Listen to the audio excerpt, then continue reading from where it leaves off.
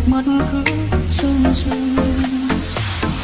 Về ký ức cô xóa đi đoạn tình đắm say, rồi lại trở về đến giờ nơi đại lộ tan vỡ. Mãi chìm đắm trong lòng nhớ, trong tim vẫn không ngừng nhớ, đợi chờ em đến thoáng ngờ. Tình yêu đã phai mờ như hoa nở không màu, càng níu kéo nhưng lại càng xa cách nhau. Đành muốn nói đau này chết lặng giữa trời mây, hằn lại sâu trong trái tim đau buồn. Giờ đây chúng ta là hai người dưng khát lòng, buồn biết mấy nhưng lại chẳng thể nói sao. Cuộc đời lắm vô thường, sao cứ mãi vẫn vương, từ mong lấy khóc xin.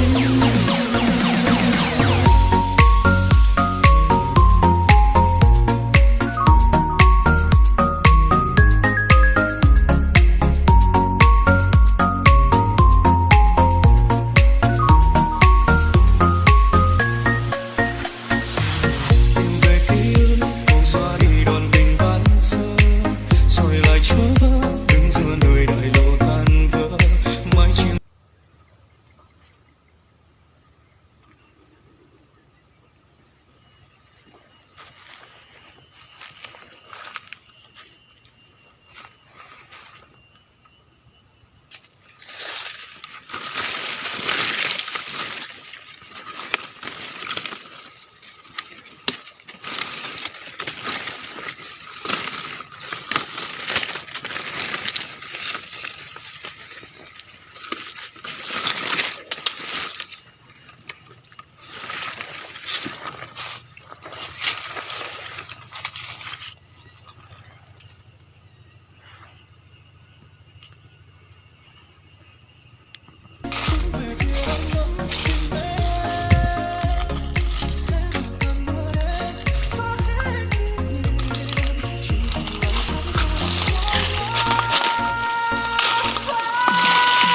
giờ đây chúng ta là hai người dưng khát, buồn biết mấy nhưng lại chẳng thể nói ra.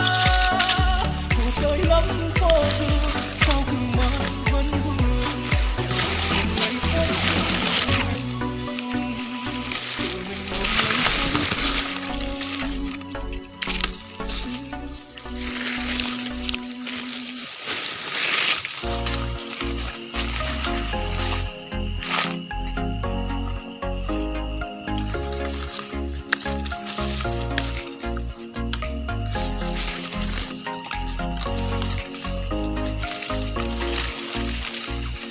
Người đàn ông em đi quay gót sau là cánh rừng trong gió mi, đợi đã xa đến không hẹn hay trở về. Nơi bên sông chờ bao mùa thay lá, giữa ánh trăng nở giọt mây rơi rớt. Có mấy ai thương cho người vì thân như bên đợi đò. Giọt mưa rớt nhòa trên thân áo phai màu, trên tận thân gầy gò sương gió. Liệu người xa có nhớ tôi không? Lạnh môi ước thề quên nhanh chẳng ai ngừng, duyên kiếp không thành chỉ vì cô ước cao sang nơi thành đồ.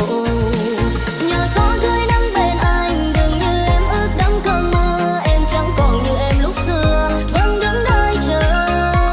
Đừng khóc nếu lúc vội vã, tình đã xa sông cuốn đi xa. Duyên lỡ làng em cũng đớn đau, sao không nói lòng. Mà chẳng phải đã hết thương nhau, chỉ vì anh đã quá thương đau. Chẳng trách người anh chỉ trách anh, dẫu biết cơ hàng. Cầu chúc nơi chốn xa hoa, người xa có những ước mơ xa. Mong kiếp này cô mai ấm êm, sẽ trong mộng tình.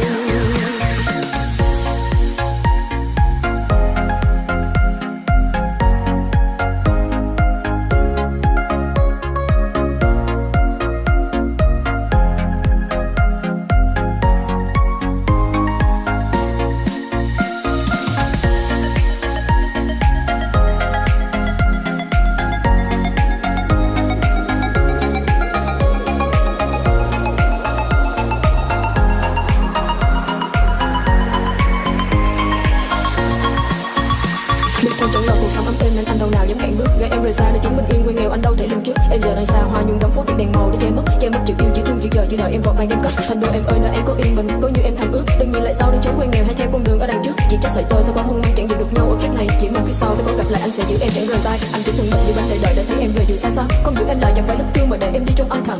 Có đau có tiếc có thương nhưng anh sợ giữ em rồi không lo em nổi cuộc sống ấm êm. Tôi từng mơ từng ở bên sông như chẳng hẹn thề là dù đau thương đến vạn lý sẽ chẳng cách rời những nơi hết nợ xem như tới bước trọng sinh ly. Mình yên ngày em anh nguyện đổi lấy cả đời đau thương cho em để đợi đổi lấy em yên nơi chốn đô thật chỉ xin kiếp sau cho cách rời.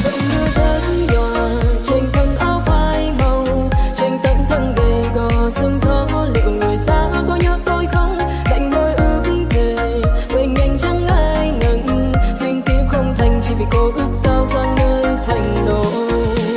Nhờ gió tươi nắng bên anh đừng như em ước đắm cơn mơ em chẳng còn như em lúc xưa vẫn đứng đợi chờ. Đừng khóc nếu lúc vội vã tình đã xa sông cuốn đi xa duyên lỡ làng em cùng đớn đau sao thấu nỗi lòng.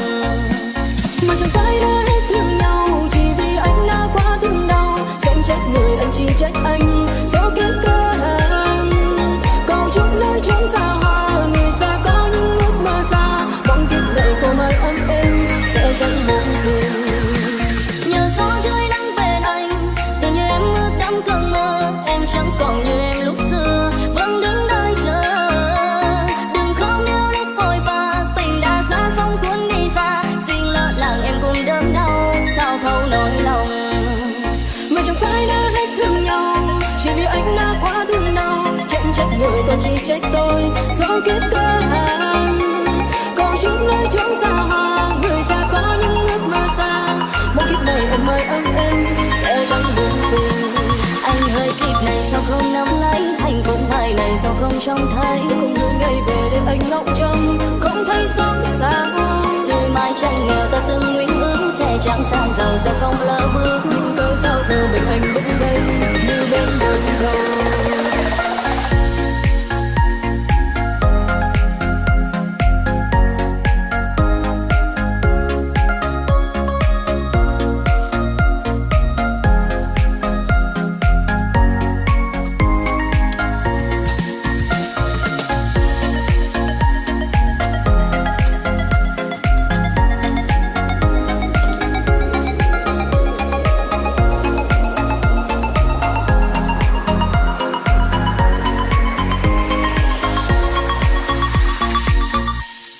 Anh đã từng cố gắng vun đắp cho tình yêu của mình nhưng vô tình đánh mất thời gian ở bên cạnh em.